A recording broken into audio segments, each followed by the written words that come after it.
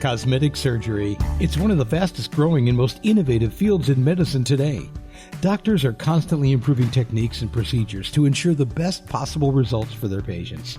On Cosmetic Surgery Today, with Dr. Barry Allen Leica, you don't have to navigate this on your own. He'll guide you through what's new and what to look for, help set your expectations, and deliver everything you need to know in an easy-to-understand format, including how to market your business. Here's Dr. Leica.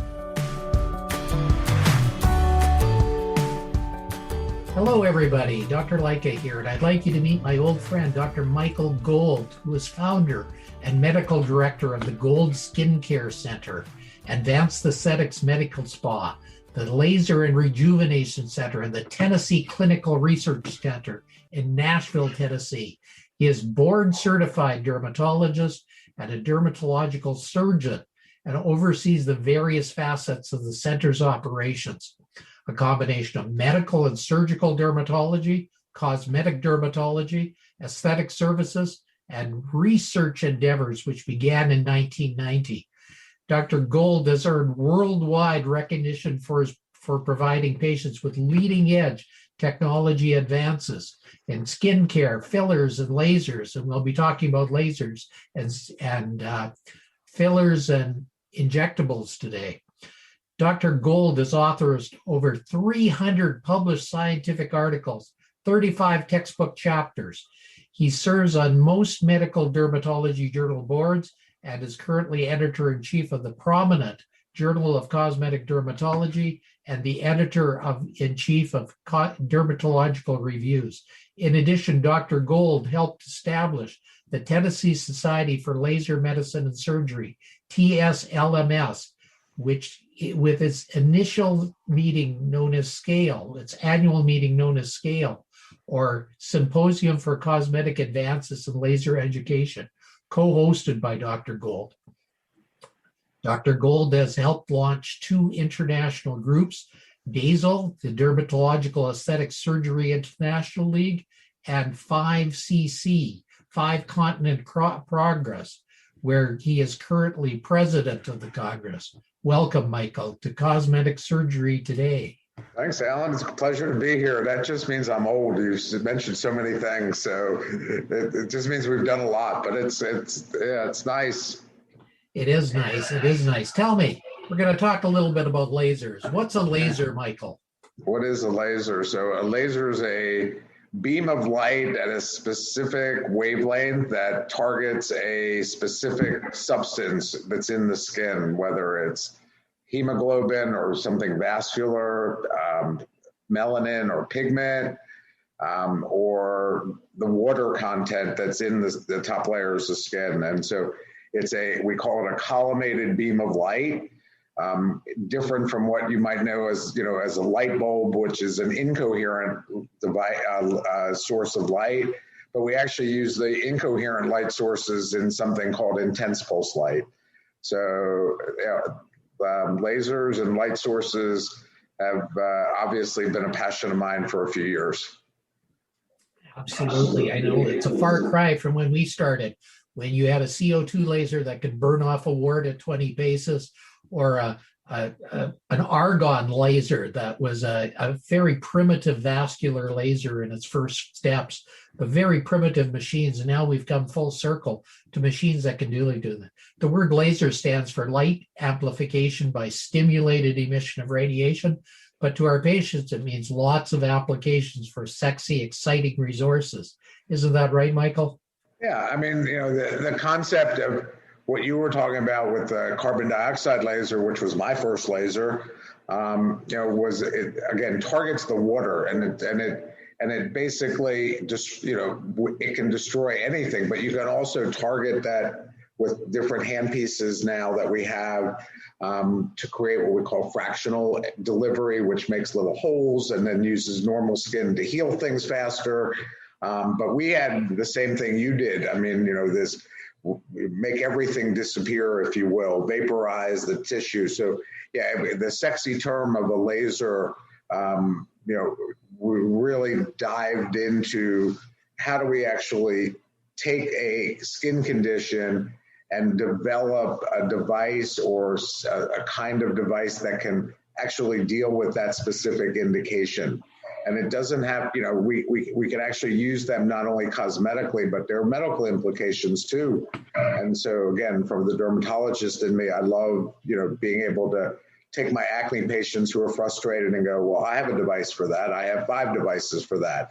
I love being able to take my psoriasis patients or vitiligo patients and saying, I have something that actually works. That's a laser for that as well. So yeah, I love making people look good, but I also like medically making them feel better.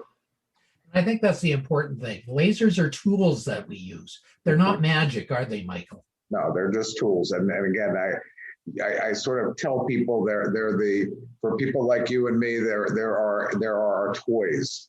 And we must we must understand there is tissue interaction. And when it goes great, we have these phenomenal results. And when you don't understand the laser tissue interactions, you don't understand the physics of the laser, you don't understand what it can do to different parts of your body, even the user, the eyes, and the patient's not having proper cooling on the skin. There are lots that can go wrong with lasers. So lasers are not just, turn on, point and shoot devices. There's a whole learning curve that has to go into, and the more devices that we have, the more that gets spread into all facets of our communities. And, I sort of get to see the best results, and I get to see the disaster results as you do when people don't use them correctly or don't have the knowledge of understanding what can go wrong. And it doesn't have to mean that the reality for my world is I see great doctors that have lasers in their office, but have the wrong people using those lasers. And then the doctor really doesn't understand them either because they're not trained. And so then those patients end up with me, and I have to try to fix the problems, as you have had to do over the years as well. So we've become sort of numb to the concept of a laser can make everything great. But I always like to tell people lasers are, as you said, are tools, and you have to use the tools just like you would a scalpel. You don't want to go to somebody to open up your chest that's never opened up a chest. You want that person to be totally skilled, so when he opens it, he knows how to close it appropriately. So with the same thing, when we're doing a laser, we want to make sure that we've done it to the best of our abilities, because we know everything that can happen good and we know everything that can happen bad. Yeah, and it's unfortunately we do see the bad. And I think the bad happens more than often than not, because people that are unqualified or untrained are using these advanced tools, and they're using them in ways they shouldn't be doing them. Right. I gave a lecture many years ago, many years ago, of a small study that I had done with a new laser. And I got up and I showed the result. I showed this was the study, this was the results, and we had no adverse events. And, it was like, I want to say it was like 40 or 50 patients that we had studied. And we didn't have one adverse event with that new device. And so I actually presented that. And one of my best friends to this day stood up, went up to the microphone and during the question and answer, and he said, if you haven't seen an adverse event, you haven't done enough cases yet. And he's right, and he was right, because again, we all see adverse events with these devices, and no matter what device, there is going to be an adverse event. And you have to know how to take care of that. You have to know how to take care of that. I think, again, one of the benefits that we have as a dermatology family is that we understand the skin, and we understand how the skin heals, and we understand wound healing and improper wound healing, and know how to fix that so we can treat scars and we can try to prevent scars. And so we have a little bit of an edge, if you will, when it comes to the cosmetic world, because we know how to deal with these things. That's right. Now, you mentioned right at the beginning that there are two competing forces out there, IPLs and lasers, and both of them get good results in qualified hands. Do they not, Michael? So, yeah. So, again, my history in the laser world, as I said, my first device was a CO2 laser. And then I think I had something that I'm trying to remember, that I had something called the Krypton laser, if you remember that, which was a yes, for sure. It was a vascular laser, that basically is, it was so big and it was so long, cumbersome, but that was my second. And then I got introduced to the world of intense pulse light. The original intense pulse lights had no cooling associated with them. And we realized pretty quickly that if we didn't cool the skin, we burned the skin. And so they got a bad rap pretty quickly. But I sort of, with a group of others, maintained that when it was done correctly with the right cooling and the right parameters that we applied to the skin, we could show that intense pulse light could do things sometimes lasers could not do.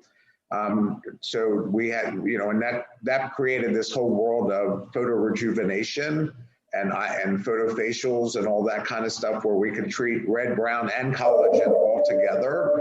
And no other device still to this day does that all with one treatment head, one device. And so we had to go through a period. It was a fun period of telling our laser peers that IPLs really worked. And we published and we presented our data, and we published and we presented. And again, we took a lot of grief at the beginning because people thought we were, we weren't laser docs at the time. But if you look now at, what we did 25 years ago with the IPLs, there's every company that is in the laser business almost makes an IPL, and they compete with their IPLs as much as they compete with their lasers. So, it's kind of, it's almost kind of fun for me to sit back at some of my meetings that I used to go to, but even on the Zoom calls that I go to, and I see my friends that, they're all friends. And so I see them give talks on their, we have the latest IPL, and, IPLs are great. And when they list what these devices can treat, they always put intense pulse light or broadband light or whatever you want to call it, advanced fluorescence technology. They're all the same. But they're all on the bandwagon now that intense pulse light really works. So I think it's the most versatile device still on the market, because again, you have filters, and I can put filters in these things that treat acne, vascular pigment, up to any kind of hair. I can treat, lots of different things with it, and I rejuvenate the skin. So these are very versatile machines in the right hands. And I think what should the consumer look for in a doctor that they're going to? What should they look for if they have a particular skin problem? Let's say they had a very red, intense face from rosacea. Who should they look for, and what should they look for? So I think that, we all are in a time where we have med spas, we have that are not run by, if you will, the core physicians. The core physicians in the United States and Canada, it's derms, plastics, facial plastics, and oculoplastics. Why? Because we know the most about these kind of conditions. But, if you have a medical skin condition like rosacea, like acne, like, those kind of things, you should always go to a dermatology office or something, or a spa that's run by a dermatologist. You can sometimes be seen by one of their providers, but the dermatologist should be part of the discussion. Because, sometimes the lights and the lasers work by themselves, but sometimes you need to combine them with some of the medicines that we have, because they work in concert together. And so I find I have lots of patients, as I'm sure you have seen over the years, they come in with this bag, okay? They went to a spa, they were told that these 20 creams are gonna make their skin rosacea or their redness get better. And, they have to apply 8 in the morning and 7 at night and 4 during the day, and that they're going to get treated with whatever device they have. And they come to me and they go, I went there, I had my 4 IPL treatments or 6 IPL treatments. I spent $1,000 on skincare products and nothing works. Well, then I say to them, okay, well, if you really have rosacea, first I want to make sure it's rosacea and not photo damage or sun damage. You want to diagnose it, and then you want to put them on the right medicines. And sometimes that's taking a pill and topical. We have some wonderful topicals. And then combining it with the devices, and then, they're sometimes amazed in less than a month, I get them almost clear. So so I think it's always, when people are looking at device, where to go to get your treatments, no matter what you're getting done, fat reduction, whatever, who is behind the operation? Is there a doctor that actually knows the skin? I mean, do you necessarily want to go to an office that there's a board certified psychiatrist running the show? I don't. Unless I want to get analyzed, that's where I'll go. But if I want to get my skin treated, I want to go somewhere that has somebody like you and me behind them. Now, again, I don't do all the treatments anymore. I have an amazing staff who are all trained by me. We keep logs. If somebody says, well, how many treatment has Mary done? Well, Mary's done, 5,000 intense pulse light treatments, and all done under my supervision. And so there's a comfort level that I have, and I hope the patient has, that they know that they're in the right hands, but we guide them on what to do. And I think that, so it's always buyer beware, consumer beware.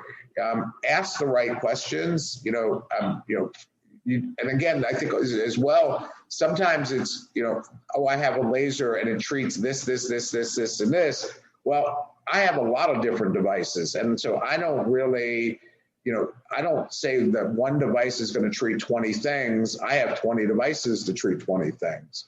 So I think it's also important to look at, am I going to make that laser fit? It's like the Cinderella story. I'm going to make the shoe fit because that's the shoe I have.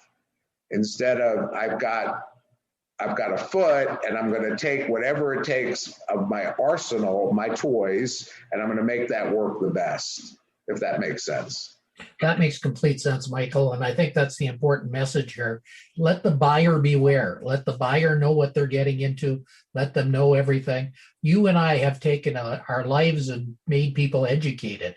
And we don't offer just advice. We offer education as to what's going on. We try to educate them as to the pathophysiology of their skin, what's going on underneath the cover of that skin, so that they can understand it and get better. That's why medications sometimes work. That's why sometimes lasers work. And it's very important to use the whole gamut. And sometimes I put them together. Some of my patients, especially when you're talking about rosacea, and they'll come to me and I'll say, well, I want to put you on an oral antibiotic. And they go, well, I went to the med spa and they said we shouldn't use an oral antibiotic because it interacts with the wavelength of light that you're going to do. And we know it doesn't. But they're not taught that, and they're not educated enough to actually understand why it's not. And so again, coming up with the right treatment plan is the key to getting people better. And again, as you said, it's educating them on the hows and whys and what we're going to do to achieve that goal. Thank you, Michael. Thank you. Appreciate it very much. Thanks for joining us today on Cosmetic Surgery Today. It's a beautiful day to explore your options, and we know you'll want to grab your free copy of Dr. Leica's book, Shaping a New Image. All you have to do is drop an email to tammy@leica.ca. That's TAMI at Leica, LYCKA.ca. Tammy@leica.ca. And we'll get you a digital copy of this fantastic book, chock full of information. See you next week on Cosmetic Surgery Today.